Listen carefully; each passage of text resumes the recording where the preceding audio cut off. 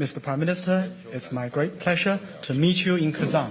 वो Xi Jinping, premier Xi Jinping, China के premier Xi Jinping और इंडियन प्राइम मिनिस्टर मोदी के दरमियान वन ऑन वन यानी बायलैटरल मुलाकात। अगर चाइना और इंडिया के मसले सॉल्व हो जाते हैं, ठीक है, तो क्या चीज है, जारी बात है अमेरिकन की परेशानी तो होगी। ये पिक्चर्स आप देख सकते हैं, आपके सामने पिक्चर्स मौजूद हैं। और इसको कैसे देखेगा वेस्ट, इसको वेस्ट कैसे देखेगा? गहरा राज्य है वो भारत के साथ पिछले कुछ समय से बिहेव कर रहा है। टाइम आ चुका था कि भैया भारत को भी उसी तरह का एक मैसेज डीप स्टेट को भेजना पड़ेगा। ऐसा लगता है कि ये उन कंट्रीज की तरफ इशारा कर रहे हैं कि जो बड़ा इस वक्त प्रॉब्लम हुआ है। Things are getting better for the Indians, but Americans are looking it very carefully.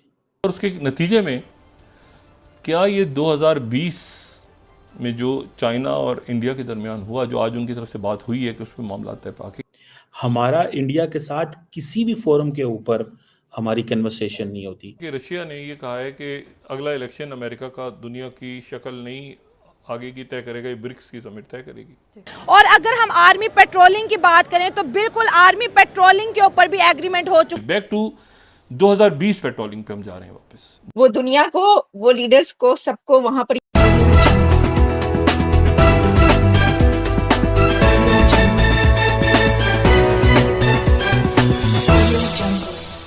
में पीएम मोदी और प्रेसिडेंट शी डिनर के दौरान इकट्ठे हुए हैं। ये पिक्चर्स आप देख सकते हैं, आपके सामने पिक्चर्स मौजूद हैं। ये मैं आपको इस वक्त दिखाऊंगी कि ये हमें पिक्चर्स क्या बता रही है। ये देख रहे हैं ना आप, प्रेसिडेंट पुतिन को बीच में आप ये जो देख रहे हैं वो इशारा कर रहे हैं।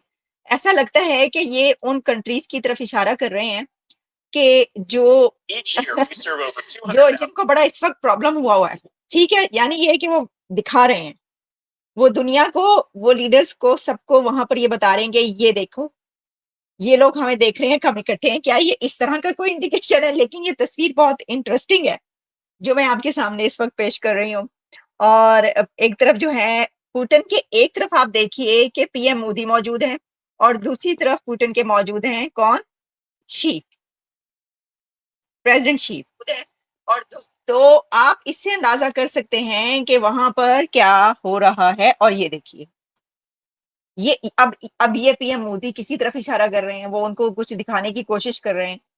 तो लेकिन ये देखिए, हुआ ये कि जब डिनर हुआ तो ये तमाम लोग इकट्ठे थे और इस डिनर में एक बहुत इंटरेस्टिंग, अब जो मैं आपको तस्वीर दिखाने लगी ना, बहुत इंटरेस्टिंग तस्वीर है, बहुत अच्छी उसमें ये पता चलता है कि वहां पे क्या सिनेरियो था। ये देखिए, ये सर आप ये देख रहे हैं कि दरमियान में बैठे हैं प्रेसिडेंट पुतिन, उनके एक साइड पर हैं पीएम मोदी और उनके दूसरी साइड पर हैं प्रेसिडेंट शी। तो उन्होंने भी भाई ठीक ठाक सेट करके जो है ना, वो सेटिंग रखी हुई थी कि इस तरह बैठना है। उन्होंने कहा कि एक तरफ मैं बिठाऊंगा मोदी को और एक तरफ मैं बिठाऊंगा शी को, और मैं दुनिया को ये बताऊंगा कि ये देखो, मैं इंडिया और चाइना को करीब ले आया हूं, मैं इंडिया और चाइना को साथ ले आया हूं। वैसे तो इंडिया और चाइना इस ब्रिक्स समिट में पीएम मोदी और प्रेसिडेंट शी के पहुंचने से पहले ही जो एक बहुत बड़ा ब्रेक थ्रू और एग्रीमेंट हुआ है, वो हम उस पर बात कर चुके हैं कि 2020 से पहले वाली सिचुएशन और फिर जो पेट्रोलिंग है उसमें कमी, और एक बहुत जिसे कहते हैं कि एक रेजोल्यूशन है, कॉन्फ्लिक्ट जो है उसका रेजोल्यूशन पेश किया गया। और इस पे काफी देर से जाहिर काम हो रहा होगा। होती चीजें ऐसी जब आपके सामने आती हैं तब पता चलता है, लेकिन ऑब्वियसली इसके लिए हुकूमतें, गवर्नमेंट्स काम कर रहे होते हैं। प्रीमियर शी जिनपिंग और इंडियन प्राइम मिनिस्टर मोदी के दरमियान वन ऑन वन यानी बायलैटरल मुलाकात जी। और वो जो मुलाकात है, वो मुलाकात इसलिए इम्पोर्टेंट है कि उससे पहले आज इंडियन फॉरेन जो सेक्रेटरी हैं उनकी तरफ से कहा गया कि जी जो LAC पे मामलात ख़राब थे वो बड़ी हद तक तय हो गए। उन्होंने एक बड़ा, ये जो उनके फॉरेन सेक्रेटरी चाइना में गालिबन इंडिया के एम्बेसडर भी रहे। अच्छा, वो डेस्पैंग और डैम चौक के ऊपर इशू खड़ा रह गया था, बाकी जगहों पे कुछ डिसएंगेजमेंट हुई थी लेकिन वो बात बन नहीं रही थी कुछ।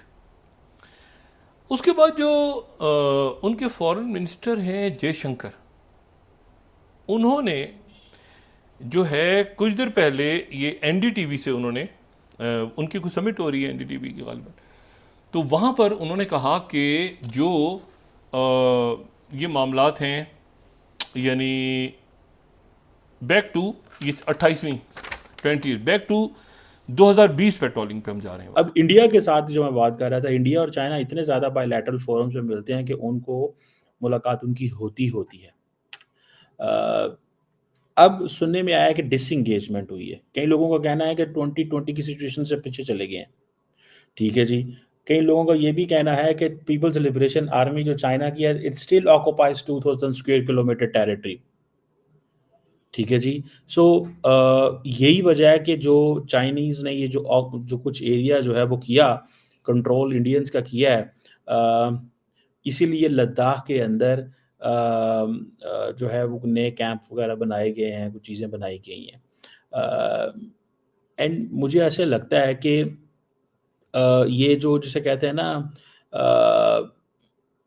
things are getting better for the Indians, but Americans are looking it very carefully.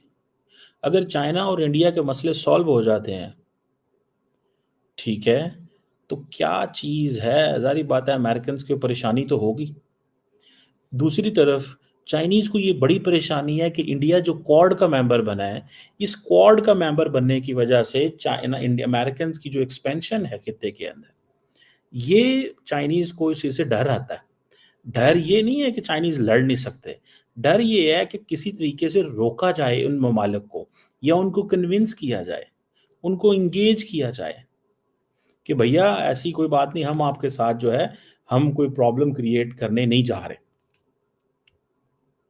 ठीक है जी। 1962 में जो हालात ख़राब हुए, जो चाइनीज़ ट्रूप्स। नमस्कार दोस्तों, आज की एक और नई वीडियो में आपका स्वागत है। और ब्रिक्स समिट में पीएम मोदी और शी जिनपिंग के बीच एक बायलैटरल मीटिंग हुई, जिसमें ये डिसाइड किया गया कि इंडिया और चाइना के जो भी बॉर्डर पे एलएसी पे टेंशन्स चल रही थी, वो सारी की सारी अब रिज़ॉल्व हो चुकी है और दोनों ही देश 2020 की स्थिति में चले जाएंगे।